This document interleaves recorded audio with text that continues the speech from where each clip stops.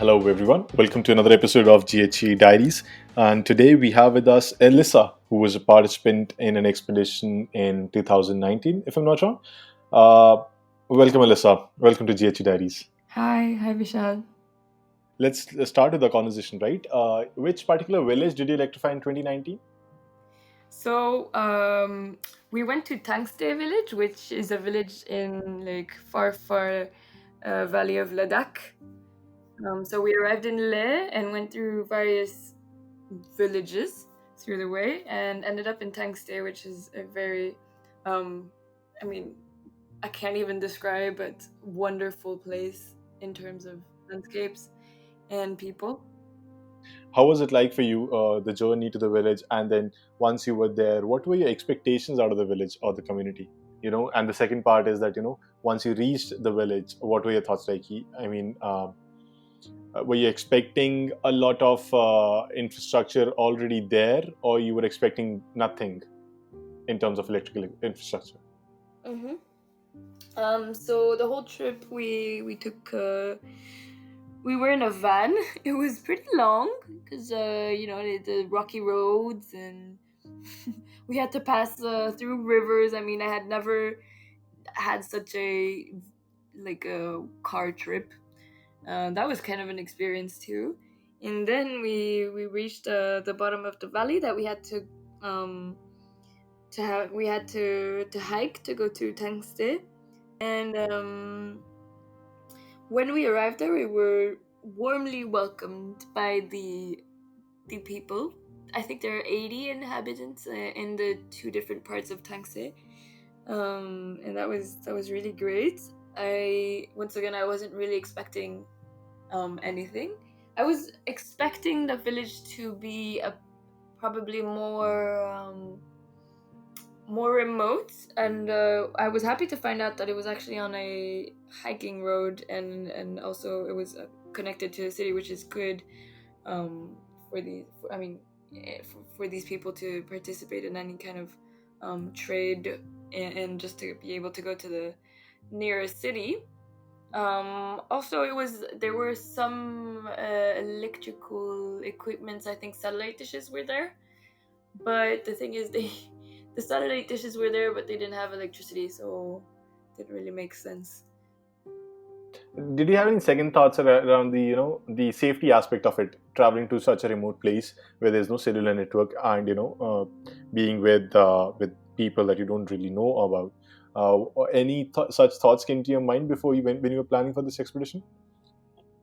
Um, Not really. I mean, my mom usually calls me stupid dangerous because I don't really think of the dangers before doing or going anywhere.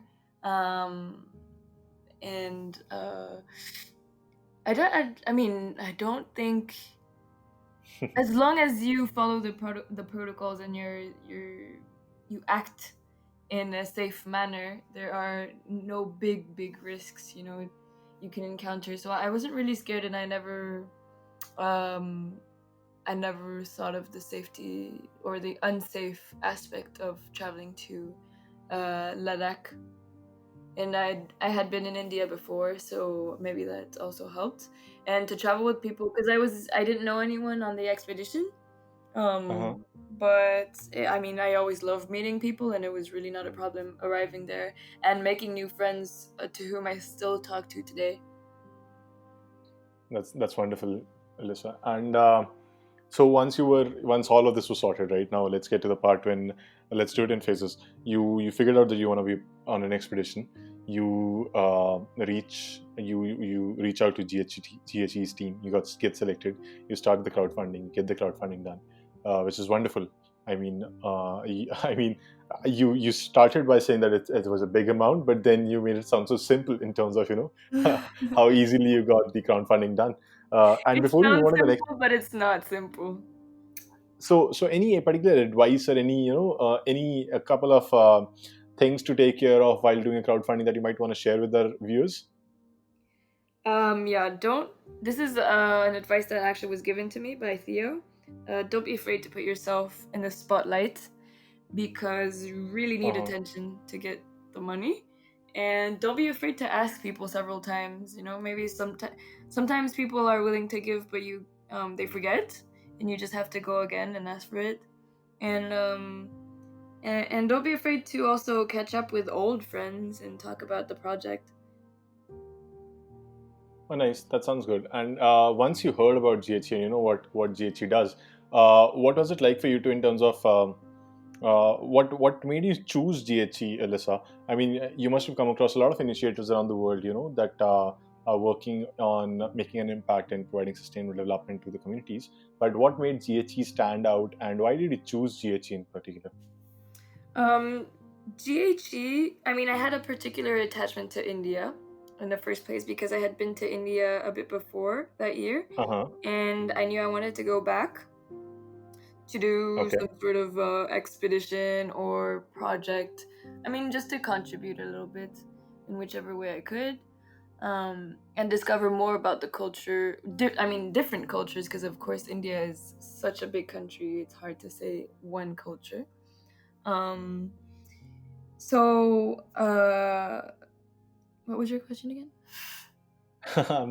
Yeah, I mean, why GHE? Why Let's put it in GHE simple compared words. to GHE had I think they were on BBC. They had a very beautiful video that was done, and I mean, once again, the landscapes were just wonderful. So to be honest, the video and the previous contact I had there are the reasons why I chose GHE. And once you were there, right? You were there with the team and the GHE team, and how was it like for you to be part of that community's work with them, electrify the village? How was that like? I loved it. I really loved the kids. I spent a lot of time with the kids there. I mean, there were two little children. I don't Urgel is one of the children's Uh-huh. name. Who had oh my god, such a smile. And I was lucky enough to be able to stay with a family there at a homestay, which is now an official homestay, I've heard, which is very cool. And I mean, it was very moving to be able to talk to these people and kind of share their life for a while, see their worries. I mean, which are very, and then their priorities and their way of living, which is in some sorts a bit more um, essential. They focus on what is important in life, Uh-huh. and that was really good. That was really cool. Yeah, I mean, it gives you a sense of it makes you sit back in your seat, and uh, then you are like you go back on an introspection trip, right? You understand the things that you've taken for granted are not really Mm-hmm. some things that you're supposed to take for granted. And it's only when you realize that some things that we think that are there and have always been there and will always be there, and you go to these communities and realize that no, it's not the case with everyone. Not Yeah, everyone yeah, is yeah, as for sure. privileged. Mm-hmm. uh, so yeah, I mean, that's wonderful. Thank you for sharing. And once you had electrified the village, how was the feeling like within the community? How was that particular moment when you switched on the lights for the community, and you realize that you've made an impact in their life for good, given them a source of energy, a source of electricity uh, for a lifelong now. And it's just the baseline. Now once they've got the electricity, they can build on it and develop further, but now they have the basics ready at their disposal. So how was that feeling like? I mean, we don't. It's hard to take the merit. Like we didn't do it. We did it together with these people, and it was a win. I mean, kind of.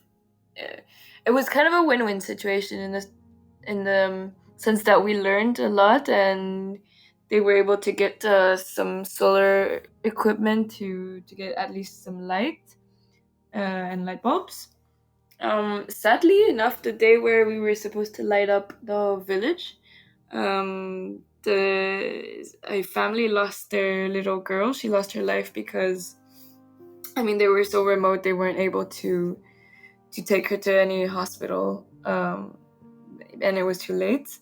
So it was even more moving to see the whole village after the sunset, and we went to the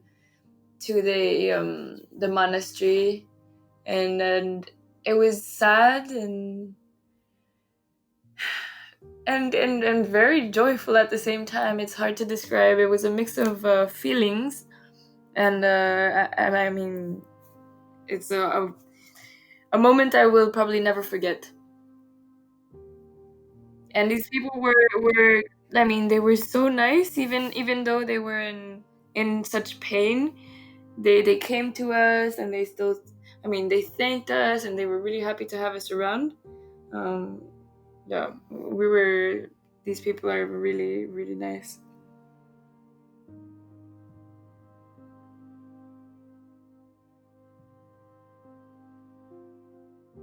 With that, I guess we are good to go for this particular conversation, Elissa. Any final thoughts that you might have for any potential participant planning to come on an expedition soon? Anything you want to share? If I have one thing to say, just go for it. Go, it's really cool, and then, I mean, you're gonna learn so much from your experience, and you're doing something good. So go for it. Thank you. Thank you. I guess the motto that you're gonna, there's two mottos that I learned from this conversation with you, Elissa, that life's good and go for it. uh, and I guess with that, we're good to go. It's been lovely talking to you, Elissa, and hearing your story. Thank you, Vishal. Lovely talking to you too. And for the folks listening to this particular episode, we'll be back again with another one. Thank you, Elissa. Thank you, Vishal.